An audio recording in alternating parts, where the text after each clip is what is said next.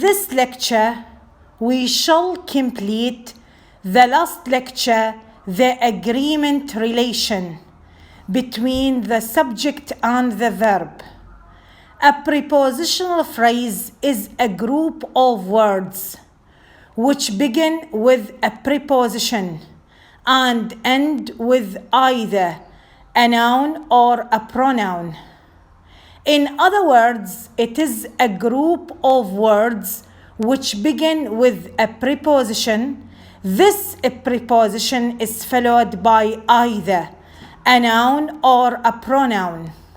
The prepositions are in, on, from, of, at, and with. A prepositional phrase may come after the subject or between the subject and the verb, but it isn't regarded as a part of the subject. We should mentally omit it in order to decide whether the subject is singular or plural. For example, 6 kinds of rice are available in the market. In this sentence, the subject is 6 kinds. It is followed by the prepositional phrase of rice, but this phrase isn't part of the subject. Therefore, we imagine that it isn't existent after the subject. We mentally omit it. When we regard that the prepositional phrase of rice isn't existent, we decide that the subject 6 kinds is plural. Therefore, we use the main verb are after it. The color of her eyes changes according to the color of her clothes. In this sentence, the subject is the color. The prepositional phrase of her eyes isn't part of the subject.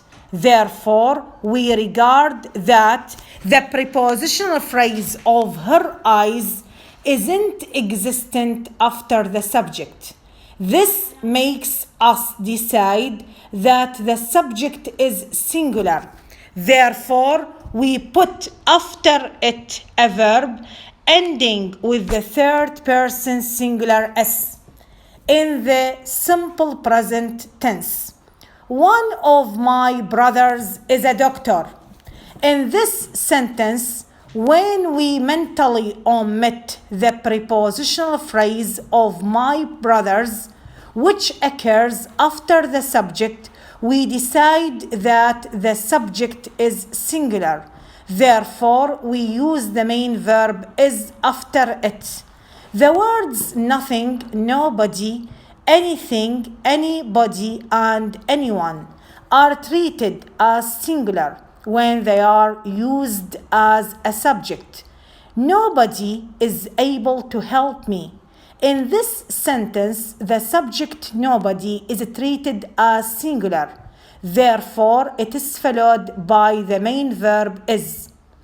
The word much is treated as singular when it comes as a subject. Much of time is spent in library. The words many, both, and several are treated as plural when they come as a subject. Both of his parents are living. Many of his friends are existent in the party. Several of my friends speak Arabic.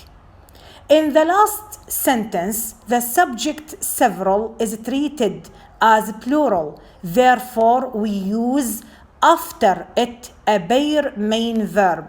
Some words like some, all, most, and none can be either singular or plural. Therefore, we must look at the noun in the prepositional phrase to decide whether the subject is singular or plural. For example, some of the students speak English.